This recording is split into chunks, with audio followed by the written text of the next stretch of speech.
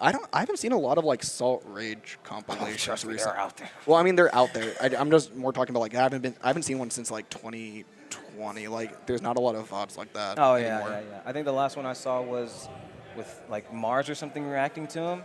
But yeah, wow, what an unfortunate end for Teaser. But Cannon Red is going to be proud of that victory that he took. Yeah. Other important stuff, just to keep in mind, to keep y'all updated, we got Chef 2-1 over Superberry. Chef confirming his spot into winner side of top 8. In addition to that, in the loser side, we have GamerDog 2-0 Linny is going to be fighting Teaser. We have Caden 2-0 G Camp. Caden is going to be fighting Superberry right now. And we have Skeleton 2-0 on Chumpkin. Chumpkin's going to be fighting the loser of Atomic Injustice. And we still have a match going on between JK Sonic and Shunk, it appears to be. That being said, our next match up and running is going to be another Texas versus Oklahoma match, being Grayson versus Vapor. What a rep we are seeing over here from Texas and Kansas and all over. Like this is so good to look at.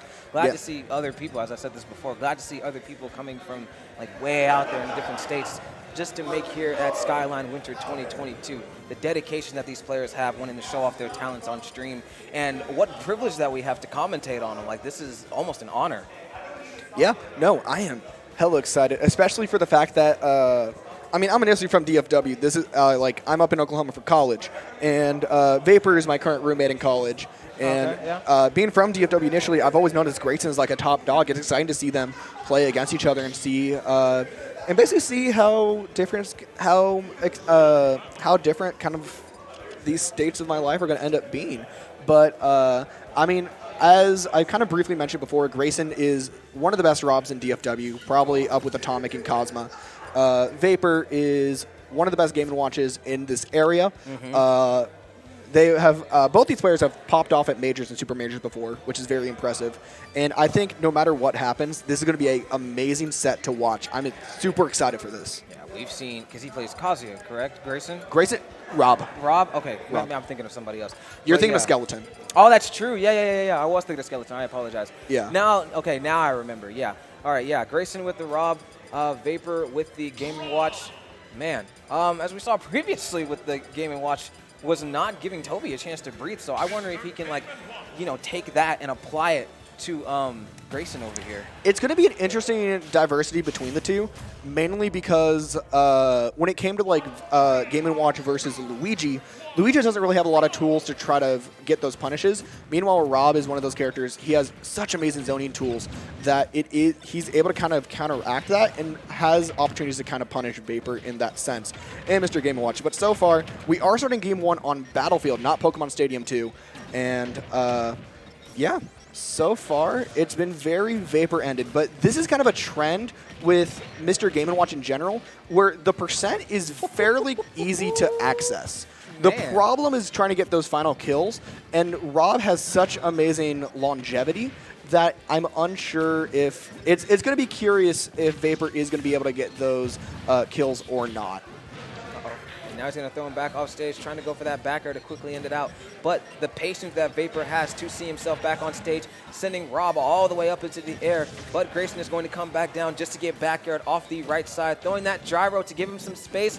Ooh, staying there, and now he's going to go to the other side. I love the mutual respect that, Grayson was just kind of stalling in the air for a minute. And Vapor's like, yeah, I can come down there. I'm not going to, but I can.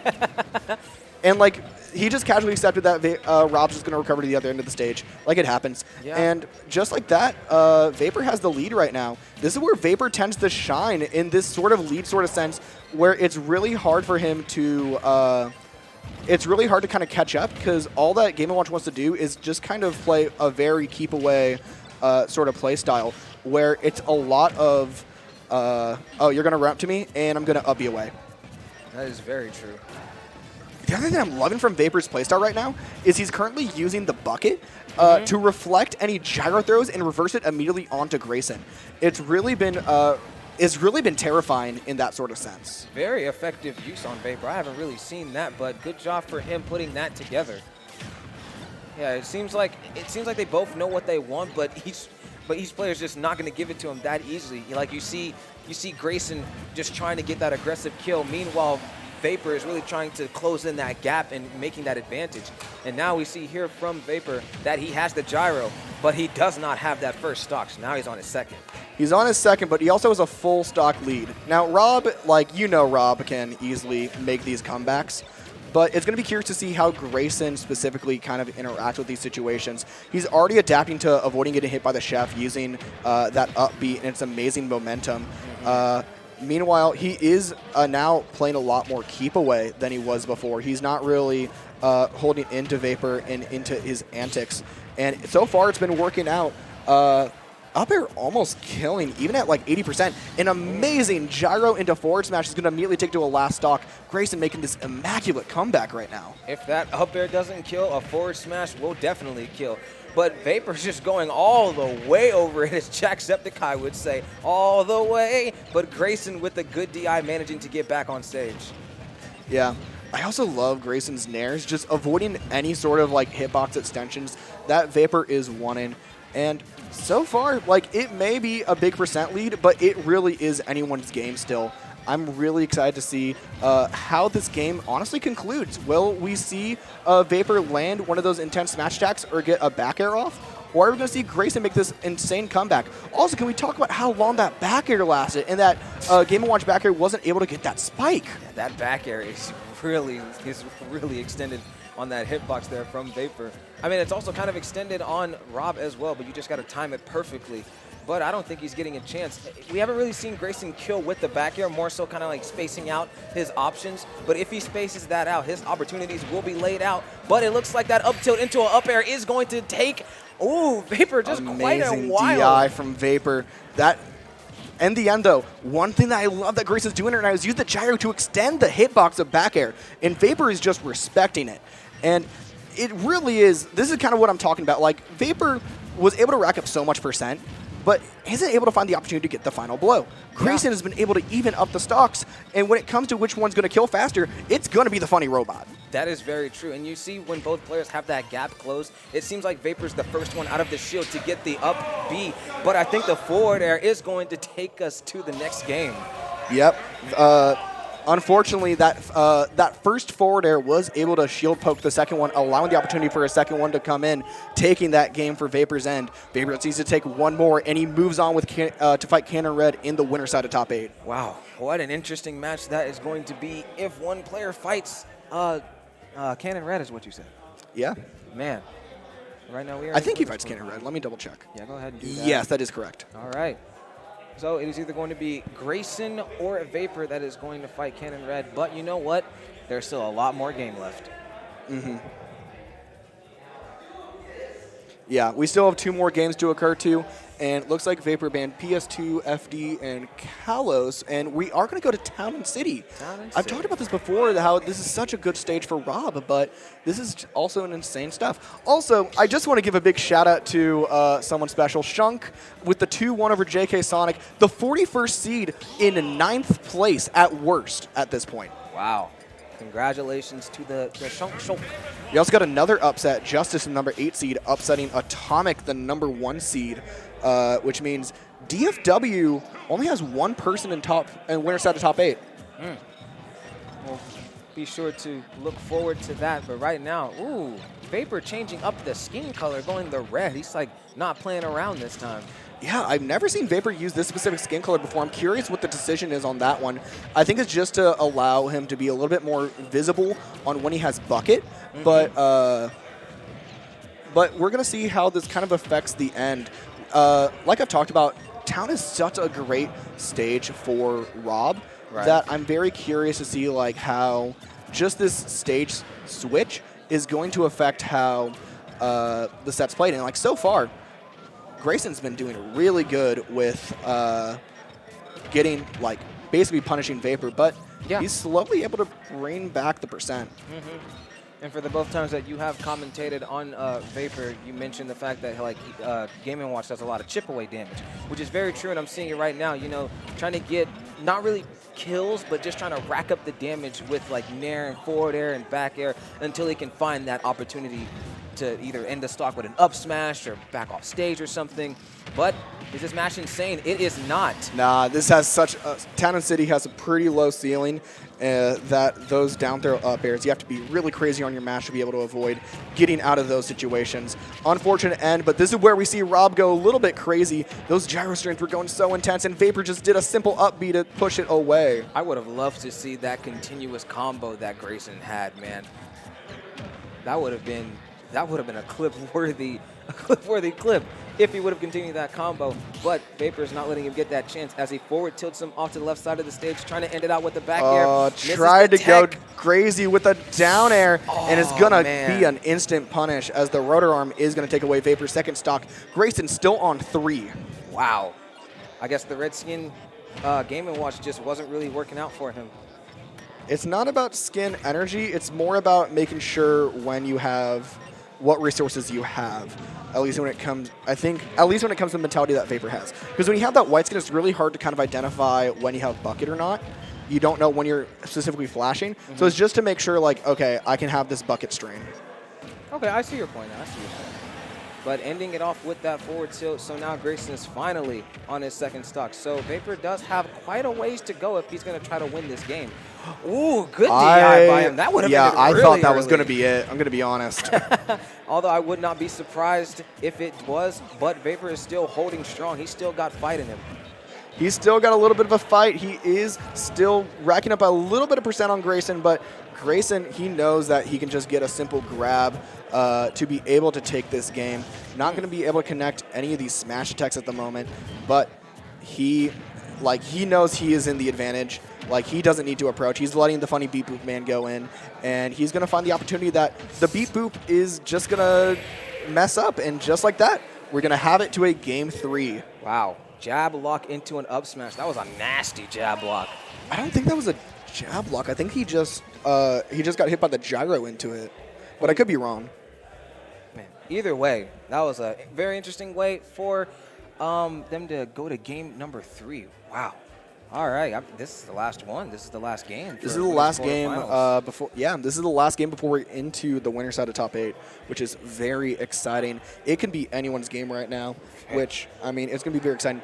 It does have to be known that we will see a carpool team kill if Vapor does lose. So, man, sad to see them out if Vapor does lose this game, but I don't think Grayson's going to give it to him that easily. So, yeah. You know, both players have to fight for what they want. All right, looks like our final stage we're going to is Small Battlefield. I think this is a fairly balanced one between both characters. I think either can benefit on this end, honestly, and it all depends on who, honestly, is going to depend on who kind of gets that first stock or not. I think that's going to be the make or break in this end.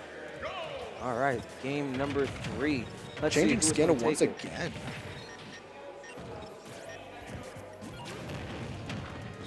Both players really trying to start their combos off with a nair, but I think Rob's was more successful. But Vapor looking to see himself in a Rob blender, but quick to get out of it. Yeah, currently Game & Watch getting hit by so many of those gyros right now that it's looking a little bit unfortunate for him. Grayson doing a really good job zoning out Game & Watch. Really good job indeed. Oh, and then he's going to dash attack him back off stage. Nice parry into that forward tilt. Yeah, not going to be killing at that moment, but it's going to be very crucial. And Vapor's going to use this opportunity to rack up a lot of percent on Grayson. All right, he tried to call out a neutral getup using the bucket to reflect the gyro, and it's putting Grayson in a very scary situation. Yeah, and you see, like, Vapor, when he uses the bacon at ledge, he's really, Grayson is really only limited to, like, an option to either jump over it. And even if he does jump over the bacon at ledge, Vapor's going to capitalize on that and hit him with the nair, as we just saw. But great job for Grayson for taking out that stock with the up air. Yeah, and another double fair is going to take Grayson onto his second stock. Both players on their second stock right now. It is fairly even. Grayson technically has a little bit of the lead. Vapor getting hit by a lot of those laser blasts right now. That is very true. We could see him easily make this percent back. Yeah, that's one thing that I find very scary about Game & Watch. If you're able to avoid getting hit by those sausages, then you're just going to get hit by a bunch of up airs. That is very true, especially in Vapor's case. But now he finds himself in a position to where he kind of wants Grayson to go off stage, but Grayson is really putting up a fight, trying to regain stage control. You see Vapor really not really looking for stage control because Game & Watch has such good aerials. You know, his forward air with the bombs and that back air with the turtle and the nair fish. But it's all just a matter of if he can get his opponent off stage. What Vapor's focusing on is a lot more on conditioning rather than actually focusing on, like, this is my exact advantage and disadvantage. He knows he's not worried about, like, what position he is on the stage. Rather, my opponent is super up high, and I'm going to force him and lock in into the same location. Ooh, nice. And just like that, we're at evens, basically even percent on both ends. We could see anyone get this upcoming kill. And, ooh, really good patience from Grayson. Good patience indeed. Patience is a virtue which might cost Vapor the stock, and that is that forward going tilt's gonna beat out the bomb. All Looking right. very scared for Vapor on his final stock of winners, potentially. Nice parry. Oh, they're Amazing rolling roll. into the up smash. Complete 0-0 last stock. This is as close as you can get for this kind of stuff. Oh, he would have hit he wanted that. it. He wanted it. Yep. He wanted it very badly, but he's just going to continue the combos from an air into an up air. And you see Grayson's really trying to find himself just to get in, but Vapor with such good nairs and like the up airs just keeping Grayson up into the air. He's having trouble finding this opportunity to finally get in. Able to tech and able to survive avoiding the stage spike. Vapor at only 8%, but this is still Rob. We could see some funny comebacks right now. We could indeed. One gimmick from Rob and it is over for you, Vapor. But still putting up a fight. As we said before, there is still fight in him. Oh, thought he was going to grab the gyro, but not really. And like what you said before, really using the bucket to deflect it, using it to his advantage. But now the gyro is in Grayson's hands, which could lead into some big combos, but going to toss it out again. Stuck in a very bad position for Vapor. Oh, sitting at a nice percent, but the gyro That's is not going to kill just yet, but percent is already even. All right, yep, there's that gyro once again on Vapor's side. Really covering his options, the down tilt, thinking that he was going to bounce off the gyro, trying to end the game out with a forward smash. Using side B to stall his time, and that's going to be the game. Dash attack? Dash attack of all things is going to take out Grayson's Rob. That I was not expecting dash attack to be the one that ends that set, but Vapor defending it from Texas and having and is able to move on to the winner side of top 8.